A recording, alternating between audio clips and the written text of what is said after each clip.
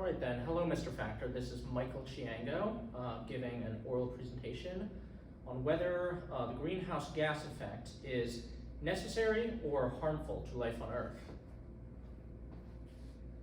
All right, so the greenhouse gas effect is a well-known phenomenon by many people, largely due to the important issue of climate change that has risen to prominence in the international zeitgeist over the last few decades. But this raises the question, is the greenhouse gas effect necessary or harmful to life on Earth? And the answer is more complicated than either or. So in reality, the greenhouse gas effect is necessary for preserving life on Earth, but also has the potential to endanger life on Earth on the flip side of it. So the greenhouse gas effect, of course, gets its name from the man-made greenhouse constructions, intended to keep in moist air, and keep out dry air to grow plants in colder and drier environments.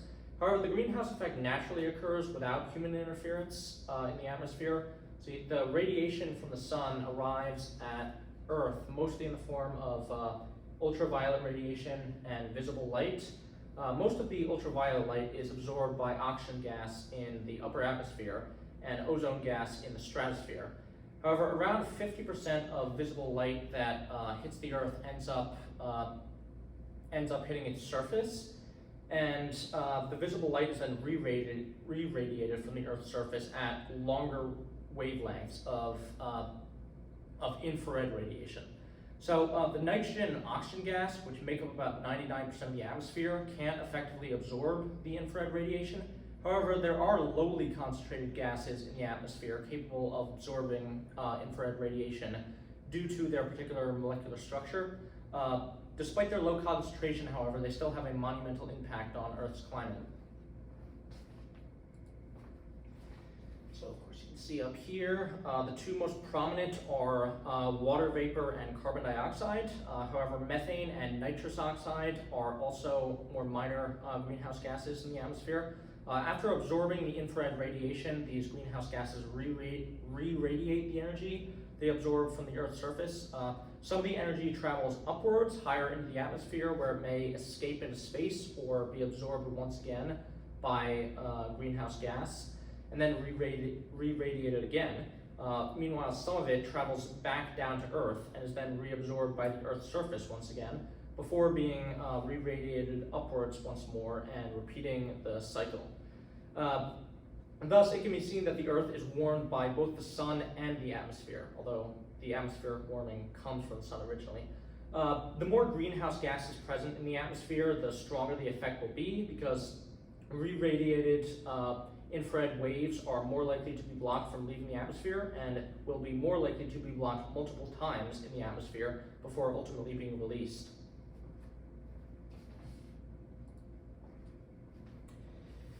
All right, so here we have a desert, and without this extra warming effect, the Earth would be significantly colder. It would also undergo much greater temperature swings between night and daytime. This can be seen in hot, dry desert areas, as can be seen up here, where they're very hot during the day, but the temperature rapidly drops after night falls. And this is because there's only a very small amount of the water greenhouse gas in the air. Meanwhile, in hot, humid areas of the world, the temperature is hot during the day and doesn't significantly decrease during the nighttime due to the large amount of water greenhouse gas in the air. So we can also see it here in the planet Mercury.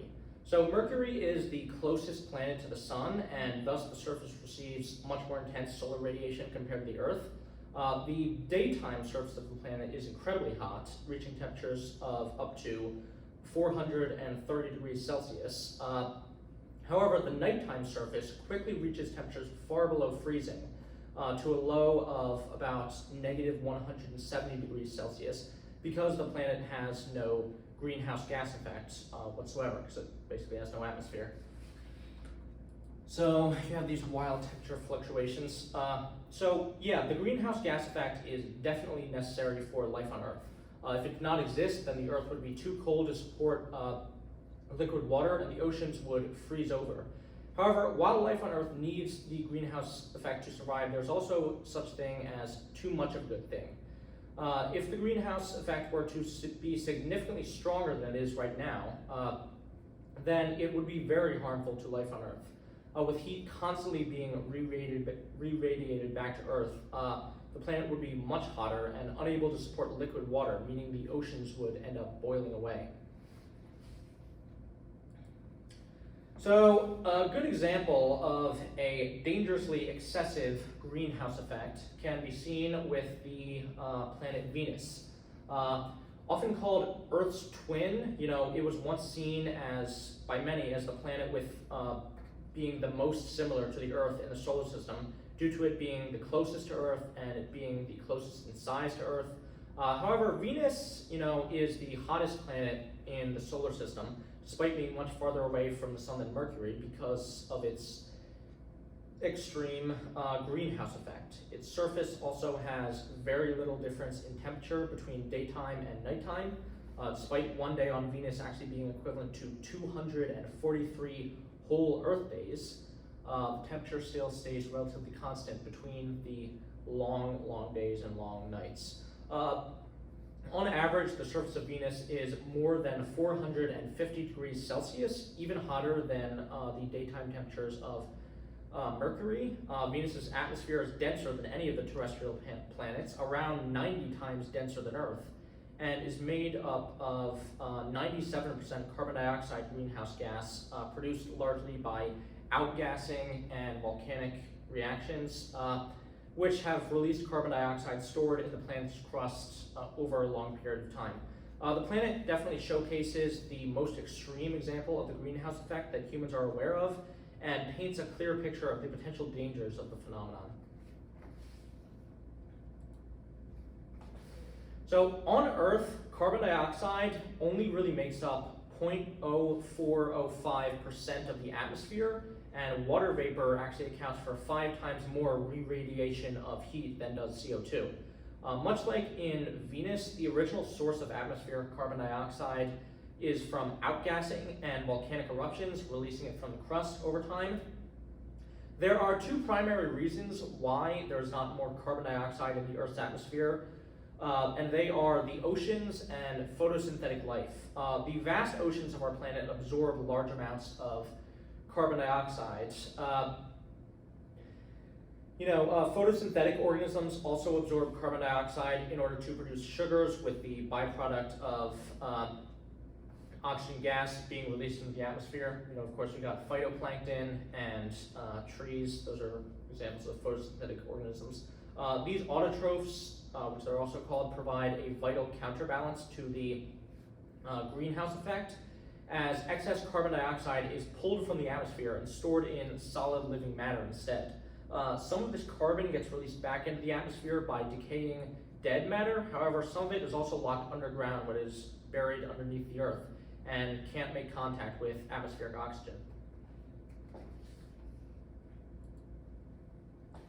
So the reason why there's been so much talk about the harmful effects of the greenhouse gas effect, or the greenhouse effect for short, from scientists and political pundits in recent decades is because of the rapid release of carbon dioxide into the atmosphere.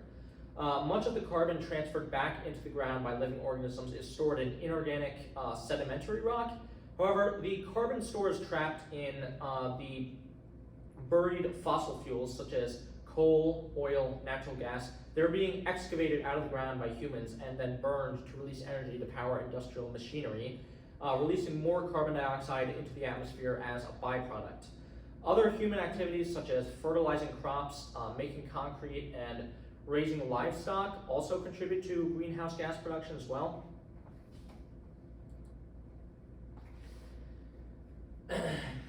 Further increases in atmospheric carbon dioxide are also driven by the clearing and or burning of forests, as you can see up here. The decay of or burning of plant matter releases more carbon dioxide into the atmosphere.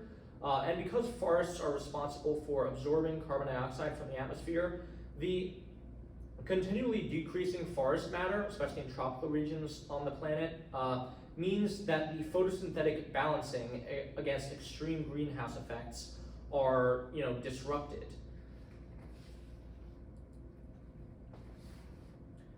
So although the ocean is still absorbing much of the carbon dioxide released into the atmosphere, there has still been a significant rise in atmospheric carbon dioxide levels over the course of the last century that has not been seen on the planet for at least millions of years.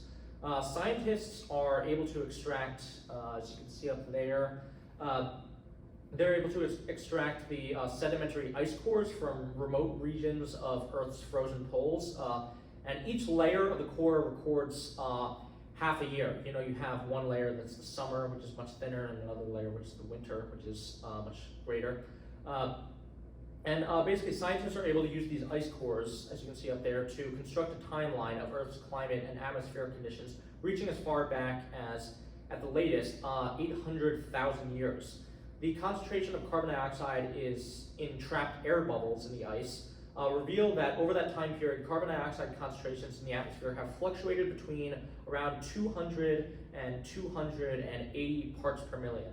However, in the year of 2023, levels have already climbed to 420 parts per million, 50% higher than pre-industrial levels of around 280 parts per million. The rate of carbon dioxide production is growing as well, with approximately half of all industrial emissions being released in only the past 30 years alone. Carbon dioxide is being released into the atmosphere over 100 times faster than the natural processes can return it back into the ground, which is a real problem. Many models estimate that before the end of the 21st century, CO2 levels will be twice as high as before the start of the Industrial Revolution. So it's not just carbon dioxide though. Many people use carbon dioxide as a shorthand for greenhouse gases, but in reality, studies show that you also have to take into account methane and nitrous oxides. So studies show that atmospheric methane levels have increased by about 160%, and nitrous oxide levels have increased by about 25% since 1750, which are both largely due to human involvement. Although methane and nitrous oxide concentrations in the atmosphere are much smaller than carbon dioxide concentrations, they still have a significant effect on the greenhouse effect because they are both significantly more effective at trapping heat than carbon dioxide is. Pound